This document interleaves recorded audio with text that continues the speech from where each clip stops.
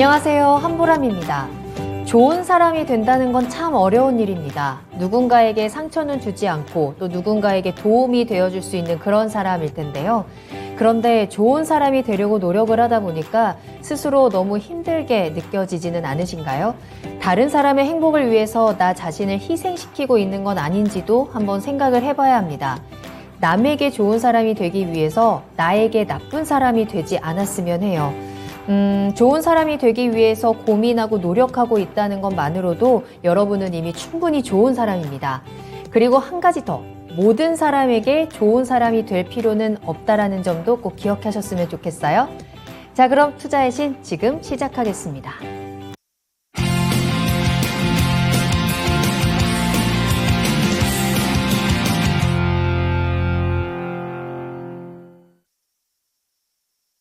여러분 안녕하세요. 투자의 신에 오신 여러분을 환영합니다. 토마토TV의 투자의 신과 함께 여러분을 투자의 신의 길로 인도해드리는 시간 투자의 신 2부 시작하겠습니다.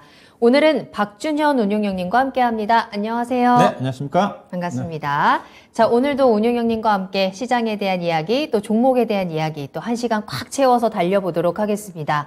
자, 지금부터 여러분들 궁금하신 내용들 있으시다면 바로바로 저희에게 보내주시면 되겠는데요. 먼저 유튜브를 통해서 함께 하시면 되겠습니다. 유튜브에 토마토증권통 검색하고 들어오셔서 실시간 채팅창으로 들어오시면 되겠고요. 궁금하신 종목 있으시다면 종목명, 매수가, 비중 남겨주시면 저희가 바로바로 그 종목에 대한 진단해드리도록 하겠습니다. 또 전화도 열어두겠습니다. 02-325-8200번, 02-325-8200번으로 문의 전화 주시길 바라겠습니다. 자, 오늘 목요일이었습니다. 오늘까지도 시장은 반등세를 좀 이어가주는 모습이었는데요. 요 상승에 또 잘 보내셨는지 또 출석 체크하면서 시작하도록 하겠습니다. 살련님 오셨네요. 2,000원 우리 또 슈퍼챗 보내주셨습니다. 감사합니다. 자, 그리고 또 희한한 닉네임이 또 등장을 했습니다. 꿈꽃도 귀신 꿈꽃도님 잘 오셨고요.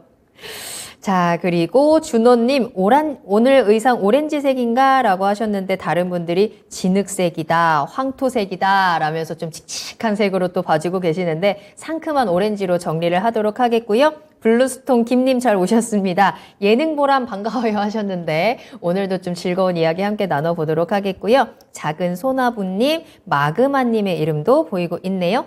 하늘이님께서도 오늘은 준현 운용형님께 정신 집중하셨는데 좋은 이야기들, 좋은 정보들 다 받아가시길 바라겠습니다. 러브수기님도 잘 오셨어요. 그래님까지 함께 하셨습니다. 어제 이제 제가 노래를 부른 이후에 지금 채팅창에 조금 반응이 좀 좋은 것 같은데 가끔 다시는 안 하겠다라고 어제 이제 현타를 세게 맞고 다시는 안 하겠다라고 결심을 했지만 또 이렇게 반응이 좋은 걸 보면 욕심이 또 생기는데 아주 가끔 해보도록 하겠습니다. 자, 그럼 운용형님과 함께 시장에 대한 이야기부터 포인트 잡고 출발을 할게요. 자, 오늘은 어떤 포인트들 잡아봐야 할까요? 예, 일단은 오늘 장 끝나고 중국의 경기 부양책이 발표가 됐거든요. 네네. 현재 지금 미국 시장의 선물 시장에 상승한 것도 그 영향인 것 같고 장중 네. 시간 내에 우리 종목도 그 영향을 받아서 전반적으로 호가들이 좀 괜찮아요. 그래서 내일장을 좀 기대해 내일 볼 수 시장에 있을까요? 중국의 경기 부양책이 장 끝나고 발표된 것들이 어떤 시기에 영향을 좀 미칠지 잠깐 좀 점검을 해봐야 될 것 같은데요. 네. 한 4시 정도 아마 장 끝나고 좀 발표한 걸로 알고 있거든요. 그래서 이제 국내 시장에서 반영이 되지는 않았다고 봐야 될 것 같습니다. 우리나라 돈으로 195조 원 규모, 중국 돈으로 1조 위안 규모의 상당히 어떤 경기 부양책을 좀 발표를 했는데 이에 따라서 중국 시장이 우리보다 좀 늦게 끝나지 않습니까? 네. 약간 중국 시장은 좀 반영이 좀 된 것 같아요. 상해 종합주가지수가 거의 1% 가까이. 기대감이 예, 좀 그렇죠. 반영이 됐나 봐요. 항생지수가 3.6%, 그 다음에 홍콩 H지수가 4% 넘게 급등 좀 마감을 했어요. 중국의 부양책이 자주 발표를 하니까 별로 시장의 약발이 잘 통할 것 같지도 않은데 그래도 주목을 해야 되는 것 자체가 일단은 부양책을 계속 좀 내다보면 그 효과가 나타나는 거거든요. 이번 부양책은 지난 5월 23일인가요? 그때 33개 패키지 관련 부양책을 발표했습니다. 33개 다양한 분야에. 네. 그 발표 이후에 지금 3개월 만에 추가적인 부양책을 발표했다는 것 자체가 어떻게 보면 그만큼 중국 경기가 어렵다는 측면이기도 하고 네네. 중국 정책 당국의 경기 부양에 대한 강한 의지를 3개월 만에 다시 발표했으니까 의지를 보여줬던 그 측면도 있지 않겠는가 좀 봐야 될 것 같은데 네. 이렇게 뭐 급하게 계속 부양책을 내놓은 것 이유 자체가 중국이 계속 부양책을 사용을 하고 있지만은 전반적으로 지금 경기가 안 좋습니다. 6월달 이후에 약간 경기가 살아나는가 싶더니 지난주가 발표된 건가요? 중국의 주요 산업 생산 활동이라든가 소비 활동이라든가 고정자산 투자 자체가 거의 최악인 지표가 나왔거든요. 생각보다 경기 상당히 안 좋고 그 이유 자체가 아무래도 계속적으로 지금 중국의 제로 코로나 정책 영향 때문이거든요. 계속 지금 상해를 중심으로 해가지고 셧다운을 했다 반복적으로 전개되다 보니까 경기가 좋을 리는 없죠. 네. 좋을 리는 없고 여기다가 또 최근 들어서 중국 양치강 지역을 중심으로 해서 감염이 심하지 않습니까? 그러다 보니까 전령 대란 때문에 공장도 멈추고 이런 것들이 걱정이 돼서 추가적으로 비양책을 사용한 게 아닌가 그렇게 좀 봐야 될 것 같은데 일단은 이번 부양책의 핵심 내용 자체가 그 규모 중에서 대부분이 다 봐야 되는 게 인프라 투자 쪽입니다. 아무래도 경기 부양 효과가 큰 게 건설 관련 인프라 투자거든요. 그게 직접적으로 영향을 단기간에 영향을 미칠 수가 있습니다. 그래서 인프라 투자 쪽에 집중을 좀 한다 그러니까 그 부분이 결국 인프라 투자니까 아무래도 업종으로 따지면 굴삭기 중심의 건설 기계라든가 그다음에 철강이라든가 사회 간접 자본과 민감한 업종들이 투자 심리가 개선될 여지는 있겠죠. 네네. 근데 이제 발표 이후에 미국의 월가를 중심으로 해서 평가한 내용들을 보게 되게 되면 부진하다, 부족하다, 시장에서는 부족하다. 그동안 여러 차례 경기 부양책을 반복적으로 발표를 했지만 재탕 3탕에 불과하다. 그렇던 전망도 있어요. 여전히 그 이유 자체가 중국이 부동산 시장 자체가 지금 상당히 지금 안 좋은 맞아요. 부분이거든요. 네. 그래서 부족하지만 그래도 올해 중국의 경제 성장률 목표치가 5.5%였거든요. 5.5%였던데 일각에서는 3% 아래까지 떨어지지 않겠는가 그렇던 전망 나왔는데 그래도 4% 정도는 방어하지 않겠는가 그렇던 전망도 있다는 측면을 긍정적으로 볼 필요가 있지 않겠는가 생각이 좀 되는데 네. 저는 이런 부분들을 말씀 좀 드리고 싶어요. 앞서 얘기했다시피 이 부분 자체가 얼마만큼 시장에 미칠 영향 자체가 결국은 이제 나중에 좀 봐야 되겠죠. 충분히 돈을 풀고 난 다음에 2개월, 3개월 후에 효과가 나타나는지를 봐야 되겠지만 당장은 저는 이제 하반기 때 9월달 이후에 이제 시장을 나쁘게 보지 않는 이유 자체가 이런 부분이거든요. 글로벌 시장의 경기를 리드하고 있는 미국과 중국의 정책 당국자들이 어떤 생각을 가지고 있느냐. 미국 같은 경우도 지금 이제 어느 정도 인플레이션 정점이 확인됐다는 측면의 가능성이 크니까 바이든 대통령이 지금 관심사항은 지금 11월달 중간선거에 가 있거든요. 그래서 경기를 부양시키는 좋게 선거 때 좋게 좋아지고 있다는 시그널을 보여줘야지 지금 바이든 정부의 지지율이 지금 형편없지 않습니까? 네. 그래서 최근에 인플레이션 그 감축 법안 자체도 빠르게 속도를 내서 통과하자마자 바로 서명했지 않습니까? 그런 의지거든요. 그래서 최근 들어서 또 바이든 대통령이 오늘 그런 내용도 나온 것 같은데 중국의 관세 인하도 추진한다. 그 내용 나오고 있지 않습니까? 중국의 시진핑도 지금 11월 달인가요? 또 추가적인 임기 연장과 관련된 있잖아요. 그렇죠? 당연히 연장이 될 겁니다. 뭐 네. 시한제니까. 그래도 연기될 시점에서 그 회의가 있는 시점에서 좋은 모습을 보여서 좋은 시점 통과되려고 하고 있지 않겠습니까? 이런 것들이 시장에 또 긍정적인 투자 심리 영향을 미치지 않겠나 봐야 될 것 같고요. 다만 네. 이제 부정적인 부분들이 있습니다. 있어요? 왜냐하면 일단은 돈을 풀다 보니까 위안화 통화 가치가 떨어지거든요. 그래서 현재 지금 위안화 통화 가치 차트를 보시게 되게 되면 6.7 유안에서 지금 6.8 유안까지 올라가고 있습니다. 거의 고점이거든요. 네. 그러면 위안화가 올라가게 되면 어떤 영향이냐?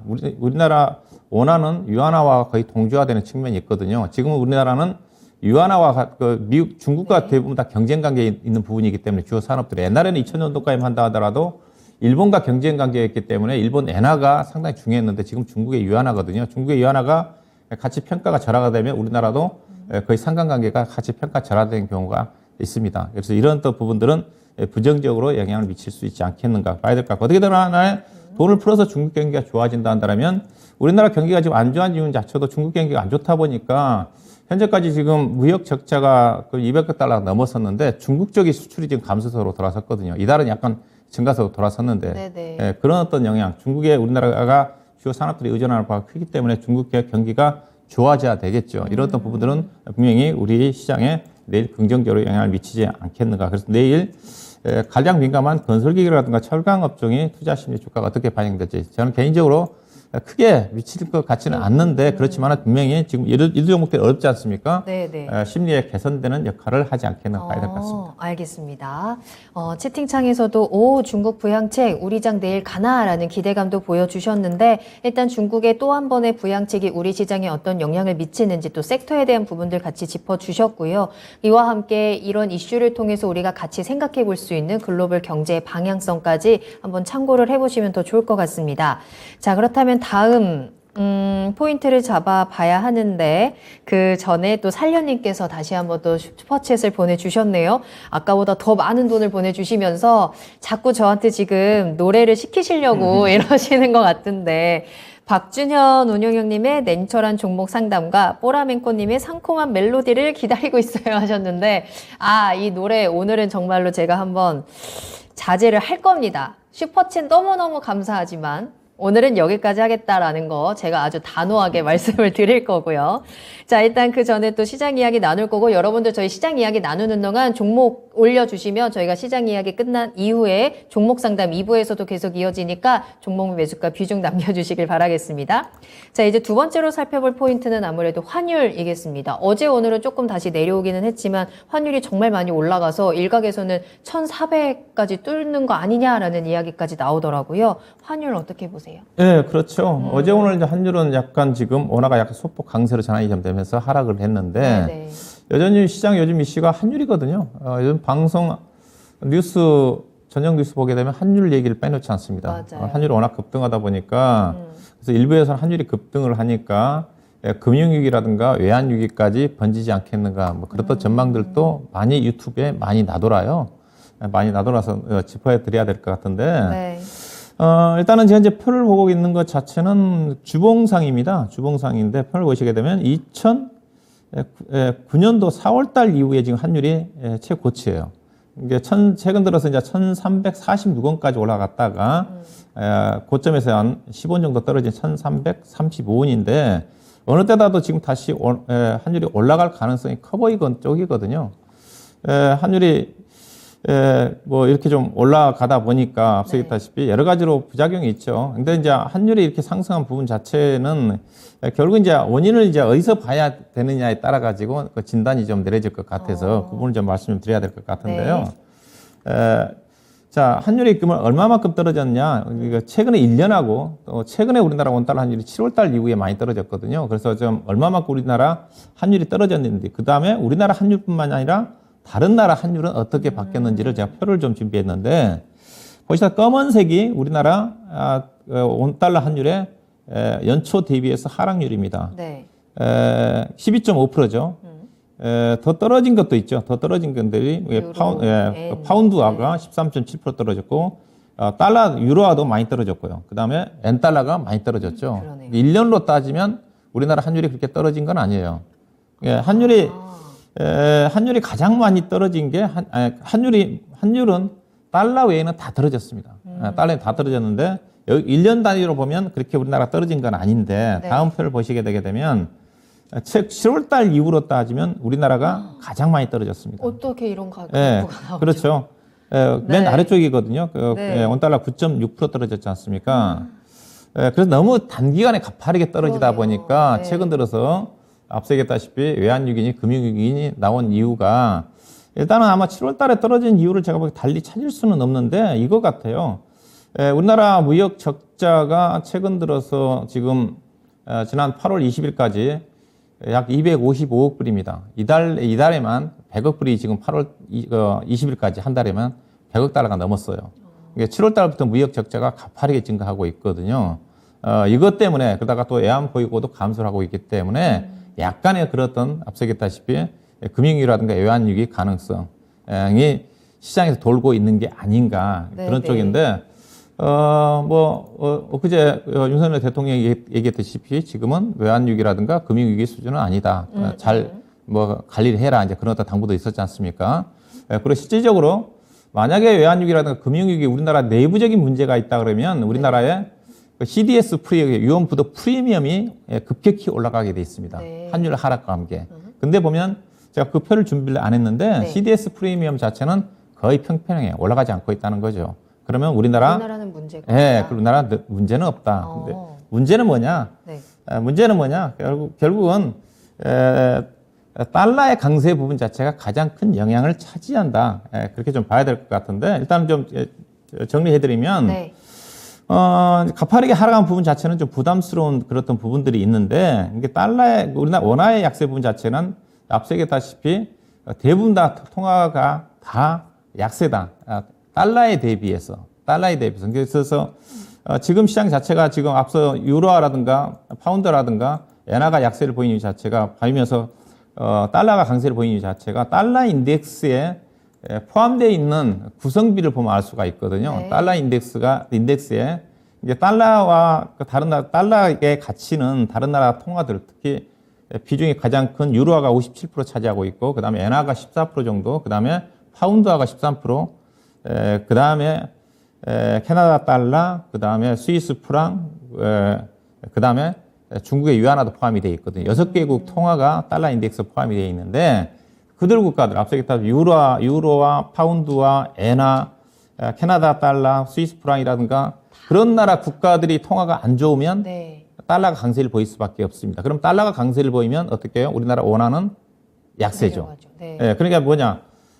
미국도 안 좋지만은 가장 지금 안 좋은 게 유럽이고요. 유럽이고 그쵸. 일본도 안 맞아요. 좋고 영국도 안 좋고 물가가 엄청 뜨니까 네네. 이런 영향입니다. 그러니까 달러가 강세니까 달러 강세가 원하는 약세를 보일 수밖에 없는 거야. 그리고 앞서 내가 중국의 경기 부양책에 따라서 위안화가 지금 평가 더 자라가 될 네네. 가능성이 크다고 그랬잖아요. 아, 그러네요. 중국의 위안화도 달러 인덱스에 6번째로 포함이 되어 있거든요. 이런 것들이 영향을 좀 미치면서 원화 약세가 전개되는 부분이다. 그렇게 좀 봐야 될 것 같고요. 그 다음에 앞서 얘기했다시피 우리나라만의 문제라 그러면 외국인 투자가들이 주식을 안 사죠. 근데 보면 지금 7월 중순 이후에 외국인 투자가들이 국내 시장에서 현물을 거의 5조 원 넘게 샀습니다. 주식을 안 판다는 거죠. 만약에 외국인 투자가들이 위험을 감지하면 외국인 투자가들이 먼저 감지하고 주식 그렇죠. 팔잖아요. 근데 네. 외국인 투자가 주식을 팔지 않다는 자체는 일각에서 우려하고 있는 외환위기라든가 금융위기 가능성은 시장에서 지금 전혀 반영되지 않고 있고 그런 가능성은 적다. 그런 없다. 가능성 가지고 네. 투자하지 마셔라. 그렇게 좀 말씀 좀 드리고 싶어요. 다만 외국인들이 현재 매수 기조가 유지가 되고 있지만은 지금 환율이 하락한 국면 쪽에서 외국인 투자가들이 현물을 못 늘립니다. 한등 떨어지는데 네네. 손실하는데 더 떨어진다, 더 떨어질 때가 기다리겠죠. 그래서 외국인 투자가들 그럼 왜 샀냐? 7월달 위에 5조 원을 샀다고 그랬지 않습니까? 왜 샀냐? 제가 얘기했지만은 쇼커버링입니다. 주가가 안 빠지니까 쇼커버링 우선 급하니까 그걸 쇼커버링해서 일단은 주식을 상환해 놓은 거고. 근데 대신 네. 이제 추가적으로 주식을 지금 안 사잖아요. 지금 뭐 거의 현물을 안 사거든요. 그래서 오늘 같은 데 주수가 올라간 이유 자체가 선물 시장 가지고 조정을 합니다. 오늘 또 장중에 5천억 가까운 선물을 사가지고 주가를 끌어올렸거든요. 장 막판에는 이제 1,300억대로 줄어들었지만은 그래서 시장은 외국인 투자 결국에 환율 상승 부분 자체는 외국인 수급에 부정적인 영향을 미칠 수밖에 없는데 그래도 환율이 떨어져야지 외국인 투자가들이 추가적으로 현물 매수가 들어오면서 의미 있는 주가 상승이 이어진다는 측면에서 네. 환율 상승 부분 자체는 여전히 부정적인 이슈다. 시장이 반전하기 위해서는 결국은 외국인 수급이 들어오기 위해서는 환율이 안정을 쳐지면서 떨어지는 시그널이 나와야 되는데 네. 근데 환율이 그러면 어떻게 전망을 해야 되느냐. 일단은 유로화가 계속 약세를 보일 수밖에 없거든요. 유럽의 경기가 지금 워낙 안 좋기 때문에 가장 앞서게 달러 인덱스가 가장 차지하는 비중이 유로화다 그렇지 않습니까? 네. 그다음에 영국도 파운드화가 지금 많이 떨어졌는데 지금도 영국 같은 경우 지금 물가 불안이 10%가 넘었지 않습니까? 소비 CPI가 영국도 안 좋고 일본도 안 좋습니다. 그렇기 때문에 그들 달러 인덱스에 포함된 국가들의 주요 통화 가치가 계속적으로 약세를 보일 수밖에 없기 때문에 달러의 상대적 강세가 전개가 되면서 상대 달러의 강세는 결국은 우리나라의 원화의 약세 기조가 전개될 가능성이 네. 크다. 그렇게 봐야 될 것 같고 현재 지금 달러는 보니까 약간 지금 반등을 하고 있는 쪽이거든요. 현재 108, 23 정도 되더라고 제가 들어오기 전에. 그래서 내일 또 약간 환율은 떨어질 가능성이 있지만은 전체적 기조 자체는 유럽이라든가 타국까지 안 좋기 때문에 환율 상승 가능성은 더 있지 않겠는가 그렇게 좀 봐야 될 것 같고요. 네. 자, 그렇다면 주식시장으로 본다면 업종으로 따지면 간단하게 짚어지면 환율 상승의 수혜주와 피해주가 어떠냐.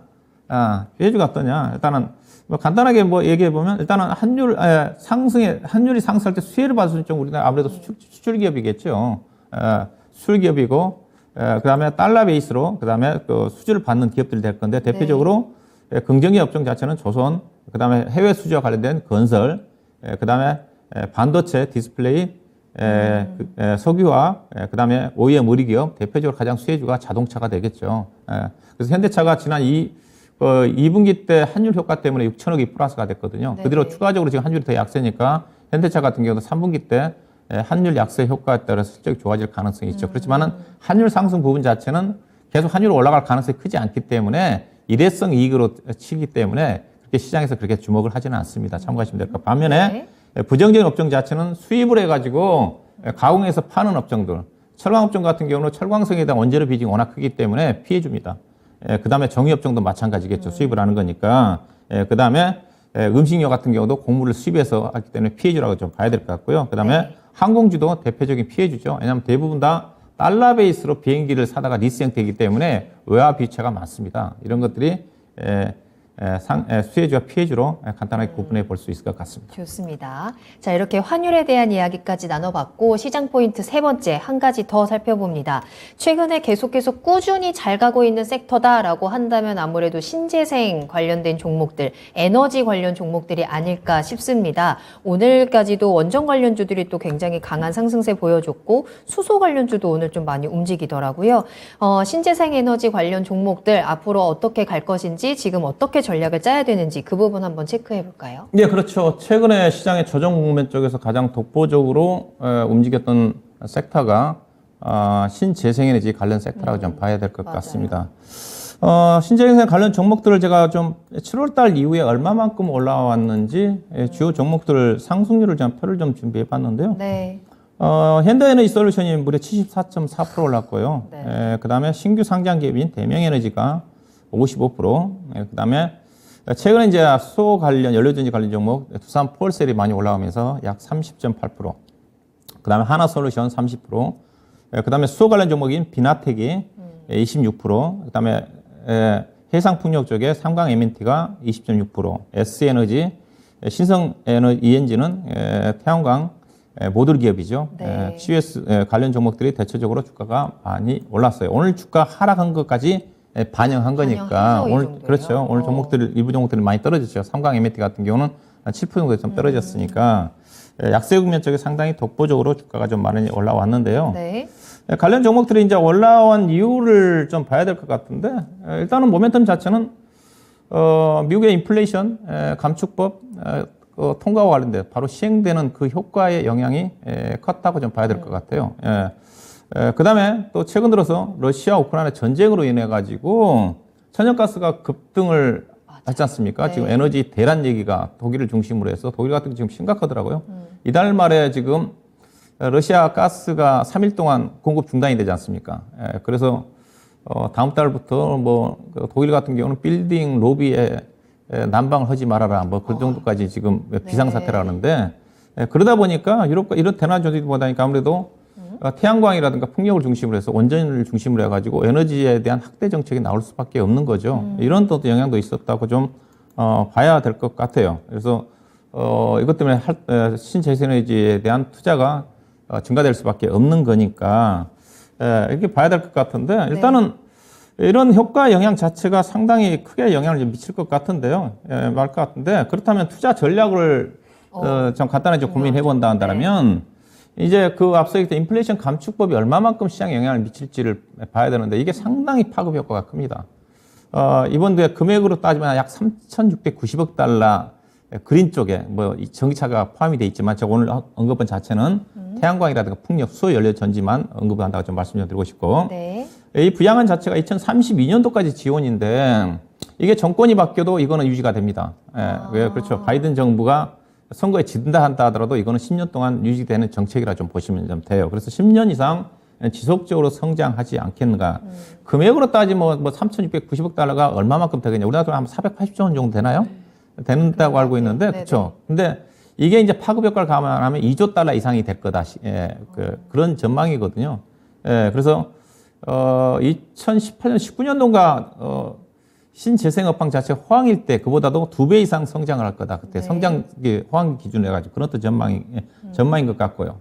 그래서 미국 시장이 본격적으로 이건 그린 부양안에 따라 가지고 태양광이라든가 풍력 시장을 중심으로 해서 본격적인 성장기에 진입을 했다. 그렇다 전망을 봐야 될 것 같고, 그다음 앞서 얘기했다시피 러시아 천연가스 급등을 인해가지고 유조로 인한 투자 확대도 기대해 볼 수가 있을 것 같고요. 우리나라 업체들이 그러면 혜택을 받느냐? 혜택 많이 받습니다. 예컨대 미국으로 따지면 대표적으로 하나솔루션 같은 경우는 미국 태양광 시장의 상업용과 가정용 쪽의 시장 점유율 1위거든요. 거의 30%대. 당연히 수혜를 받을 수밖에 없는 거고, 또 하나솔루션 같은 경우 하나큐스라는 회사가 미국에 진출해 있는 쪽이고, 네. 그다음에 현대에너지 솔루션을 중심으로 한 S에너지라든가 관련 기업들이 이미 미국에 진출해 있고요. 그다음에 유럽 시장으로 따지면 유럽 시장 같은 게 보면 이번에 이따 실적을 점검해 드릴 건데, 대표적으로 실적이 좋아졌던 기업들, 현대에너지 솔루션을 중심으로 해서 관련 기업들이 유럽 쪽에서 매출 비중이 거의 급증했습니다. 70% 이상. 유럽 속에서도 이미 수혜를 받고 있기 때문에 이번 에너지 대란으로 인해 가지고 유럽 쪽에 투자가 증가된다 한다면 관련 기업들이 계속적으로 수혜를 받을 수밖에 없다고 봐요. 그래서 과거 같은 경우는 예컨대 바이든 대통령 선거 때, 민주당 선거 때 그때는 테마성이 강했거든요. 근데 2분기 실적으로 보게 되면 실적이 따라주는 성장주다. 2차 전지와 더불어서. 실적이 따라주는 성장주다. 그런 어떤 관점에서 일시적인 테마로 끝날 것 같지 않고, 네. 실적이 따라주는 주가는 계속적으로 우상향할 수가 있거든요. 그렇죠. 그렇게 보시죠. 그래서 관심 종목은 제가 지난번에 제가 BB 법안 이슈할 때 제가 신재생 얘기할 때 제가 관심 종목으로 당시 하나솔루션 OCI 3강 MNT 중심으로 해서 언급해 드렸던데, 이번은 제가 신성 ENG하고 동국 SNSC, 비나텍을 관심 종목으로 올려드렸는데, 이들 종목 특징 자체가 시장에서 관심을 못 받았고 상대적으로 실적 대비 주가 저평가를 받고 있는 게 아닌가, 그런 측면을 봐야 될 것 같은데, 일단 네. 실적 가지고 좀 말씀 좀 드리면요. 네. 이제 2분기 실적이 발표가 됐는데, 앞서 보시다시피 실적들이 다 신재생 관련 종목들 다 좋게 나왔지 않습니까? OCI가 시장의 예상치보다 약간 하이를 했지만은 지금 폴리실리콘 가격이 강세이기 때문에 3분기 때는 2분기 때도, 2분기 때 약간 실적이 안 좋은 이유 자체가 공장 그 트러블 때문이었거든요. 문제였기 때문에 하반기 때 실적 좋게 나올 것 같고요. 현재 폴리실리콘 가격이 강세니까 아시다시피 하나솔루션은 서프라이즈하게 나왔고, 그다음에 현대에너지 솔루션을 보게 되게 되면 주가가 77% 올랐다고 했잖아요. 네. 영업이익 컨센이 99억인데 238억 나왔지 않습니까? 엄청 서프라이즈합니다. 회사가 네네. 작년도까지 영업이익이 100억, 200억도 안 나는 회사예요. 근데 이번 분기에만 무려 238억이 나왔다는 거죠. 단기 순이익도 162억이 나오고. 그다음에 신성 ENG 같은 경우는 컨센이 없는데 작년도 2분기 때 적자 난 회사입니다. 54억 적자 났는데 이번 2분기 때는 117억 정도 분기 단위 최대 시적이 났어요. 회사 역사적으로. 그러면 예사 좋아진 실적을 뜯어봤더니 앞서 얘기했다시피 미국을 중심으로 해서 모듈 가격이 한 40% 정도 올라간 것들이 반영됐더라고요. 근데 2분기 때 좋으면 앞서 얘기했다시피 이런 효과 때문에 3분기, 4분기는 더 좋아진다는 거죠. 그 다음에 풍력 쪽 같은 경우는 3강 MNT가 이제 실적 좋아서 주가가 좀 많이 올랐고요. 그래서 제가 지난 시간에 이제 언급해 드렸던데 주가가 거의 한 30% 이상 올랐고. 제가 동국의 SNC를 보시게 되게 되면 아직 간신용이라 했잖아요. 영업이 90억인데 이번에 117억 나왔습니다. 이것도 컨센이 없어서 작년 대비해서 분기를 대비해서 좀 비교를 해놨는데, 네. 컨센이 없다는 것 자체는 시장에서 가장 주목을 못 받았다는 겁니다. 그냥 전망치가 안 나와 있기 때문에. 예사도 올해 아마 사상 최대 실적이 나올 것 같아요. 예사도 이제 윈드타워 쪽에 미국 쪽에 수출하는 기업이기 때문에 혜택을 좀 받을 것 같고요. 그다음에 수소 연료전지 관련 종목들은 저는 아직까지는 테마라고 봐요. 두산 포월세라든가 S포월세 같은 게 실적이 안 따라주잖아요.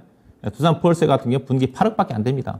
그래서 이런 종목은 오래 가지 못하죠. 물론 미국의 정책 때문에 빨리 좋아지겠지만은, 대신 제가 간신히어 언급해드렸던 비나텍이라는 회사는 컨센이 7억인데 48억 나왔습니다.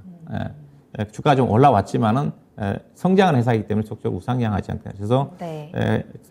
앞서 이제 못 올랐던 종목들 중심으로 해서 이들 관련 종목이 신성 ENG라든가 중장기로 보신 분들 OCI랑 하나솔루션 보시고, 그다음에 현대에너지 솔루션 많이 올랐기 때문에 조정거리 접근하셔야 될 거고, 신성 ENG라든가 동국 SNC라든가 관련 종목 가격에 관심을 가져볼 필요가 있지 않겠다 봐야 되겠습니다. 네. 자, 관심 종목까지 짚어드렸습니다. 혹시 이 가운데 이미 가지고 계신 종목들 있으신가요? 수익을 계속해서 키워나갈 수 있는 전략들 한번 확인을 해보시고, 아직 없으시다면 매수할 수 있는 타이밍들 한번 진단 받아보시길 바라겠습니다. 자, 이렇게 운영형님과 함께 시장에 대한 포인트들 꼼꼼하게 좀 짚어드렸고요. 지금부터 여러분들 궁금한 내용에 대해서 진단해드리는 시간 출발해 보도록 하겠습니다. 시장에 대한 궁금증도 좋고요. 종목 상담 신청 보내주세요. 종목명, 매수가, 비중 남겨주세요. 남겨주시면 되겠고 전화 열어두겠습니다. 02-325-8200번, 02-325-8200번으로 문의 전화 주시면 되겠습니다. 자, 그 사이에 정말 많은 분들도 함께하고 계십니다. 오늘 많이 들어오셨네요. 너무 기분이 좋은데요. 알베로또님 잘 오셨고요. 전정희님, 포숑님, 밍크남님, 한애경님, 그리고 지이크님께서도 계속해서 시장에 대한 정보들 같이 올려주고 계세요. 무궁화님 잘 오셨습니다. 기훈님의 이름도 보이고 있고요. 김한동 종경님께서도 들어오셨는데 궁금하신 내용들 같이 올려주시고 여러 가지 이야기들도 정보들 함께 얻어가시면 되겠습니다. 자, 그러면 첫 번째 질문부터 살펴보겠습니다. 시장에 대한 궁금증 함께 올려주셨는데 우리 PD님이 이 질문 일부러 고른 게 아니실까라는 생각이 드는데 꿈꽃도 귀신 꿈꽃도 님께서 올려주신 종목입니다. 운영형님께 질문이 있습니다 라고 하시면서 오늘 캘리포니아 내연기관 신차 판매 금지 조치 소식이 있었는데 친환경 자동차의 전망 부탁드립니다. 또한 테슬라 액면 분할한 것과 관련해서 이에 반응하는 섹터가 있을까요? 라는 질문 올려주셨는데요. 우리 친환경 관련 자동차들, 뭐 전기차라든지 수소차에 대한 질문 함께 올려주셨습니다. 이제 캘리포니아가 2035년부터인가요? 네. 내연기관 신차 판매를 금지한다라고 발표를 했고 또 이와 함께 테슬라는 오늘부터 이제 300슬라가 되는 날입니다. 관련해서 자동차 관련 종목들 앞으로 전망 어떻게 보세요? 예, 뭐 내연기관 판매 중지는 이미 나왔던 내용이고요. 미국 같은 경우 이제 주별로 좀 다릅니다. 캘리포니아 좀 빠른지 모르겠는데 2035년대에서 40년도 사이에 이제 거의 다 주별로 약간 차이가 있는데 판매 중지할 거고 그보다 더 앞선 쪽이 이제 유럽이거든요. 유럽이 더 먼저 친환경 자동차 시장에 대한 판매 금지를 이미 오래전에 발표했기 때문에 그래서 미국이 어떻게 보면 뒤늦게 지금 전기차 시장에 뛰어들었죠. 어떻게 보면. 그래서 지금 강하게 좀 중국이 지금 전기차 시장은 일이지 않습니까? 판매. 예, 그래서 모든 걸 지금 중국을 따돌려 하고 있는 쪽이기 때문에 그래서 지금 그래서 바이든 대통령이 앞서 인플레이션 감축법에 전기차에 대한 지원 혜택도 좀 들어가 있는 거고 거의 우리나라 돈으로 1,000만 원 정도 깎아준다고 그러지 않습니까? 예, 근데 이제 문제는 이제 우리나라 현대자동차가 혜택을 좀 못 받아가 있어가지고 지금 맞아. 아마 정의선 회장이 지금 미국으로 달려간 걸로 알고 있거든요. 이번 감축법에 따라 가지고 미국에서 판매되는 전기차 72개 모델 중에서 혜택을 받는 게 21개 모델입니다. 자동차가. 그 중에서 보니까 미국에 있는 자동차가 12개인가 15개 해당이 되고 그다음에 유럽 자동차가 5개, 그다음에 일본에 있는 자동차가 2대. 그다음에 한국 하나도 없어. 예. 그다음에 스웨덴이 한 대 있어요. 이게 억울하죠. 현대차 입장에서. 뭐 바이든 대통령이 우리나라 와서 정의선 맞아요. 회장 손잡고 투자해서 고맙습니다 했는데 억울하죠. 보통 보면 구제를 해줘야 되지 않겠는가. 좋은 소식이 있어야 될 것 같은데. 그래, 뭐 하나라도 줘야죠. 예, 있어야 될 것 같은데. 근데 하여튼 내연기관차 금지 조치 자체는 이미 알려진 부분이기 때문에 주가 영향은 제한적일 거고요. 하여튼 미국의 전기차 시장 자체가 빠르게 형성이 좀 될 거다. 예, 그런 어떤 부분들은 여전히 전기차에 대한 관심을 가져야 될 것 같고요. 그 다음에 이제 오늘 테슬라가 3대1로 액면 분할해서 지금 거래가 좀 되고 있지 않습니까? 네. 지금 보니까 제가 차트를 띄워놓고 있는데, 지금 0.7% 정도 올라가고 있네요. 액면 분할 이제 3대1로 됐으니까 지금 $300 전후에서 거래가 좀 되고 있네요. 그래서요. 되고 있는데, 근데 테슬라는 이번 아마 보조금 혜택에서 못 받을 겁니다. 아니면 차량 한도가 있거든요. 20만 대 이상, 팔게 되게 되면 차량 파게 되면 혜택을 안 주는 거니까. 근데 뭐 경쟁력이 있는 쪽이니까. 네. 예, 그래서 2차 전지 섹터가 최근 들어서 약간 좀 쉬고 있거든요. 오늘 물론 이제 코스모 신소재라든가 코스모 화학이라든가 종목별로 좀 돌아가면서 상승을 합니다. 그래서 2차 전지는 계속 관심이고요. 그래서 오늘 또 보면 2차 전지 장비 종목들이 급등한 종목들이 많거든요. M 플러스를 중심으로 해가지고 급등한 종목들이 많습니다. 네. PNT도 오늘 주가가 많이 올라왔고. 그래서 이거는 무슨 말이냐. 현대차도 지금 미국에 있는 자동차 지금 목표 자체는 본래 조지아 공장 자체가 2025년도에 지금 완공을 통해 생산하려고 했는데 지금 빨리 서두를 수밖에 없거든요. 그래서 원래 내년도에 착공하려고 했었는데 올해 하반기 때 착공해가지고 24년도에 조기 완공을 목표로 한다고 하지 않습니까? 그리고 미국에 있는 엘라바마주의 내연 자동차 공장들 중심으로 공장을 빨리 전기차 라인으로 변경해가지고 전기차를 생산한다는 거잖아요. 그러면 네네. 여러분들 관심을 뭘 가져야 되겠어요? 당장 투자거든요. 투자를 많이 전기차 공장이 지어야 되기 때문에 배터리 공장도 지어야 되고 그러면 물론 양극재라든가 소재 관련 종목들 많이 올라왔으니까 그러면 장비 관련 종목들. 그래서 오늘 장비 종목들이 좀 떴다고 봐요. 그게 뭐 SK 엠플러스 같은 경우는 SK 투자의 비중이 80% 되는 회사거든요. 왜냐면 가장 투자를 많이 해야 될 때가 네. SK온이거든요. SK온. 그 다음에 LG에너지솔루션. 미국에 있는 공장 아마 LG에너지솔루션 아마 3개, 4개 정도, 4개 저기 짓는 걸로 알고 있기 때문에 그래서 시장 자체가 엄청나게 좀 커질 거다. 그래서 앞서 이제 태양광 신생에너지 제가 얘기했지만은 전기차 시장과 함께 태양광 시장과 함께 전기차 시장은 계속 성장할 수밖에 없기 때문에 계속적으로 관심을 좀 가져야 된다고 봐요. 최근에 주가가 좀 떨어지면서 일부 양극재 관련, 소재 관련 종목들, LNF라든가 종목들은 이제 PR이 지금 30배 아래까지 좀 떨어졌거든요. 그래서 2차전지 관련된 종목들은 지속적으로 완성차보다는 제가 보기에는 여전히 2차전지 장비 소재 관련 부품주 같은 게 최근에 못 올랐어요. 부품주도 함께 좀 볼 필요가 있지 않겠는가 봐야 되겠습니다. 네. 이제 2차 전지는 우리가 투자를 하면서 우리와 함께 가는 섹터가 되어가는 거 아닌가라는 생각도 드는데요. 이러한 이슈가 나올 때마다 2차 전지 좀 주춤한다고 해도 너무 크게 걱정하지 마시고 담아가는 기회들 잡아보시고 종목들 잘 선별해서 수익 계속해서 챙겨갈 수 있는 방법들 찾아보시면 좋을 것 같습니다. 자, 앞서서 꿈꽃도의 반응이 오늘은 그렇게 좋지는 않네요, 여러분. 오렌지님께서 너무 놀랬다라고 하셨고 모세님께서는 잠은 다 잤네라고 하셨는데 오늘 꿈에 제가 나올 수도 있으니까 좋은 꿈 꾸시길 바라겠고요. 서당계 1년차님은 소름이다라고 하셨어요. 이거는 별로 반응이 안 좋은 것 같아서 살짝 좀 위축되네요.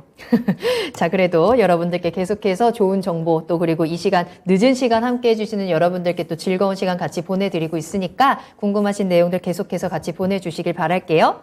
자, 다음 종목 만나보도록 하겠습니다. 유튜브에서 알베로또 님이 올려주신 종목인데요. DLENC 살펴보겠습니다. 44,000원에 매수를 하셨고요. 비중은 10% 보유하고 계시거든요. 자, DLENC 오늘 41,400원에 거래를 마쳤습니다. 이 종목도 계속해서 꾸준히 내려오는 종목이었다가 7월 딱 들어서면서 좀 반등이 나오나 싶었는데 다시 한번 좀 내려갑니다. 최저점 우리 36,000원대까지 찍고 지금 반등이 나왔었는데 다시 한번 꺾이는 건가 조금 불안해지기는 해요. DLENC는 어떻게 대응하면 좋을까요? DLENC 코드번호 좀 알려주실래요? DLENC요? 예. 어디 봅시다. 옛날에 대림산업이 0021 예, 37 5500이. 37 5500. 예. 375500 DLENC입니다. 5500. 375500.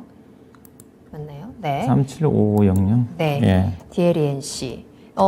손실폭이 아주 크지는 않지만 지금 다시 한번 꺾이는 부분이라 걱정이 좀 되실 것 같아요. 시청자님께서. 일단은 이거 대림 ENC는 지금 이제 건설주의 모멘텀을 어디서 찾아야 되냐면요. 네. 옛날에는 국내 부동산 시장이 워낙 좋았기 때문에 국내 쪽에 아파트 분양 시장에서 강점을 갖고 있는 종목들이 주목을 받았어요. 지금은 바뀌었습니다. 지금 뭐 최근에 이제 윤석열 정부의 270만 가구 주택 공급 정책이 발표가 됐지만은 이게 시장에서 약발이 안 통한 이유 자체가 이거 발표해봐야 이게 이제 270만 가구 자체가 민간 주도의 공급이지 않습니까? 네네네. 정부 주도가 아니라 네, 그렇죠. 공공주택 규모가 아니라 그럼 민간은 뭘 노리냐? 일단 돈이 돼야 돼요. 당연하죠. 일단 분양을 네. 하게 되면 분양이 돼야 돼. 근데 지금 아파트 분양 시장이 안 돼서 지금 서울 지역도 미분양이 발생되고 있지 않습니까? 그러면 아파트 안 짓습니다.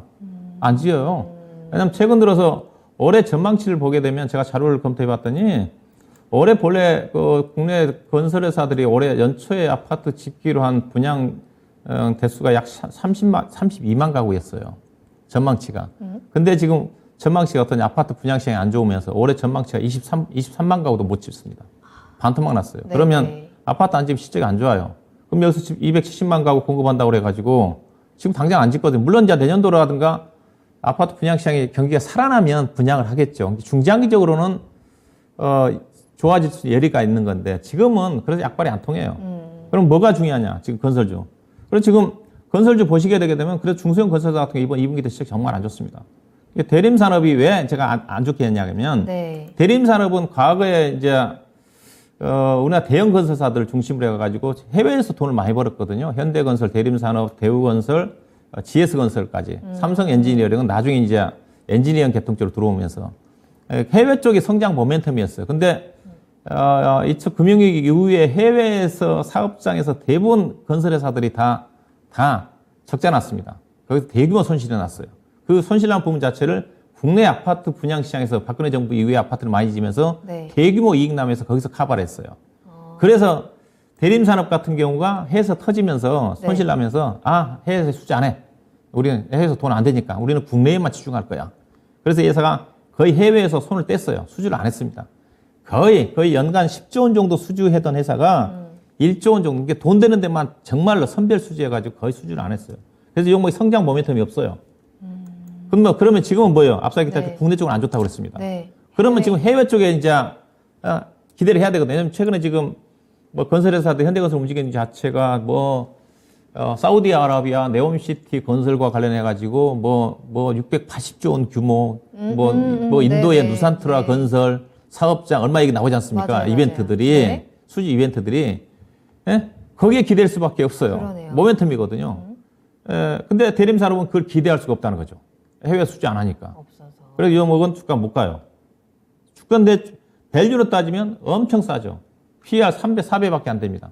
근데 성장 모멘텀이 없어요. 그래서 이 회사가 지금 과거에 10조 원 이상 매출되는 회사가 지금 아마 건설 수주 회사 매출 보게 되면 7조 원으로 떨어졌을 거예요. 역성장입니다. 그러면 이게 주가 가겠습니까? 쉽지 않죠. 그동안 이제 그럼 아파트 분양 시장에서 돈을 벌었는데 국내 시장 분양 안 되면 진짜 계속 하향할 거예요.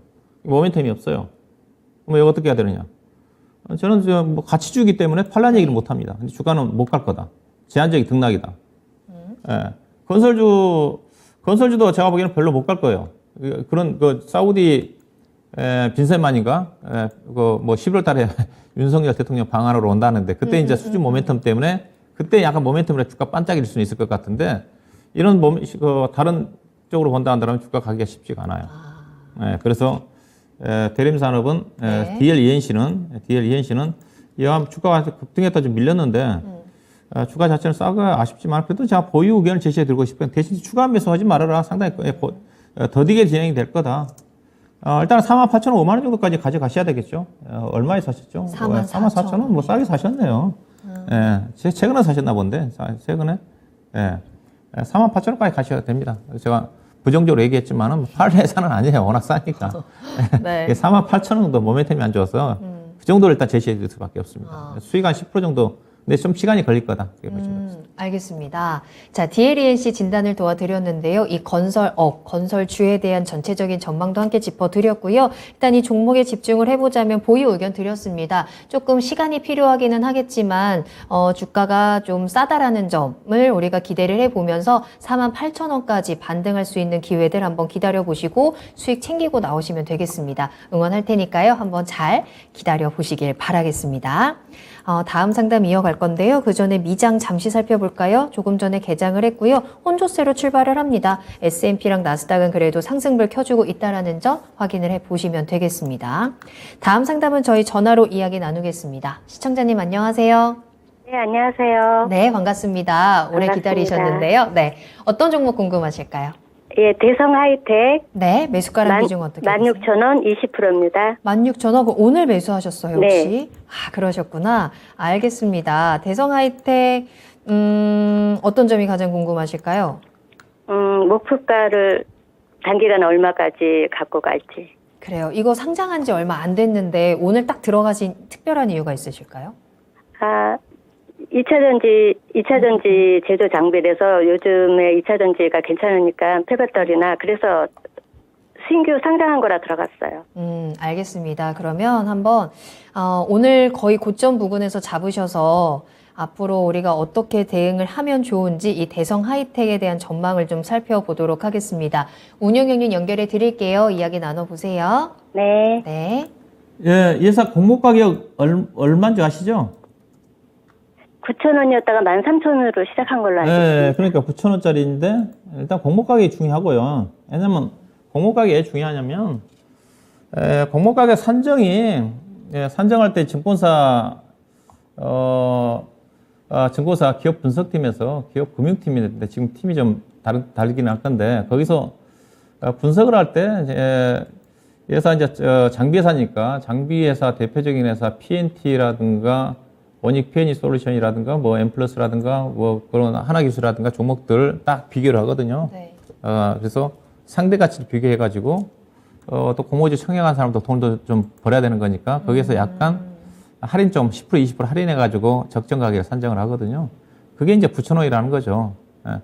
근데 공모 이후에 예사가 성장성까지 감안해서 가지고 이제 하는 거니까 그게 어떻게 보면 적정 가격이에요.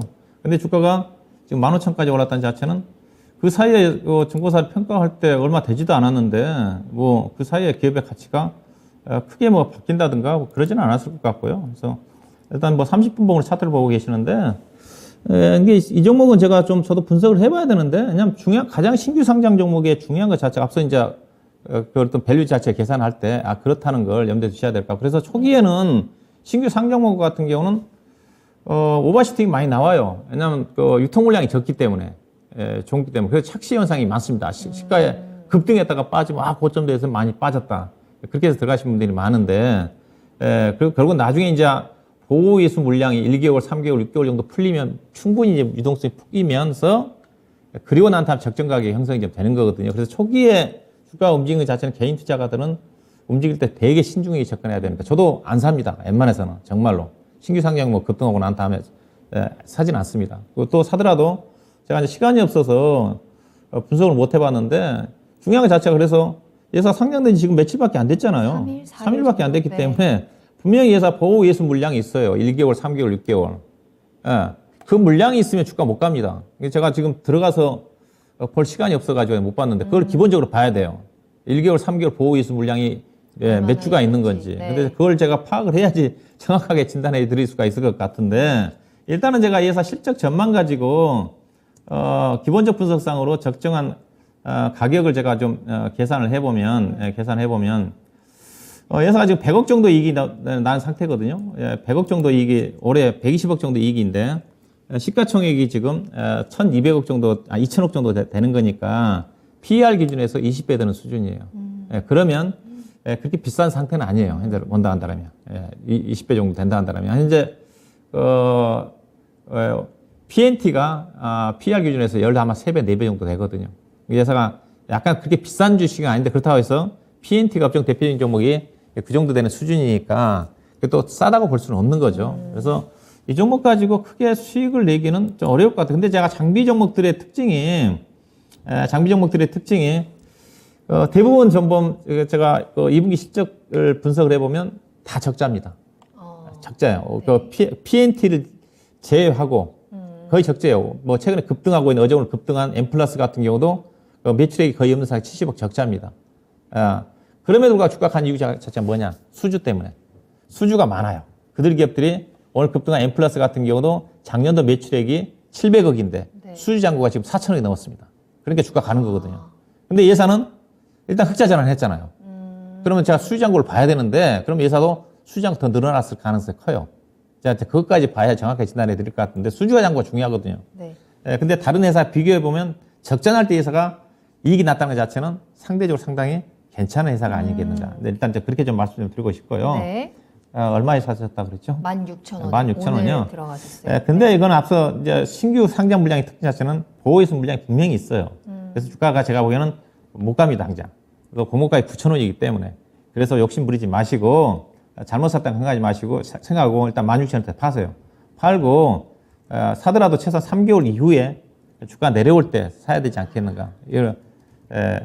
그래서 얼마 신규 상장되지 얼마 아닌 상태 수급적인 부담이 상당히 많이 노출될 가능성이 커요. 그래서 최근에 이제 16,000원대까지 올라갔다 밀렸는데 그거 신경 쓰지 마시고 16,000원도 가격이 어려워 보입니다. 제가 보기에는 15,000원, 5,600원 정도라든가 올라가면 일단 좀 팔고 주가가 최소한 13,000원 아래권에 내려올 때 그러면 이제 공모가의 9,000원 대비해서 좀 낮아진 수준이기 때문에 그 상태에서 접근하는 전략이 좀 필요하지 않겠는가 일단 그렇게 좀 말씀드려야 될 것 같습니다. 네.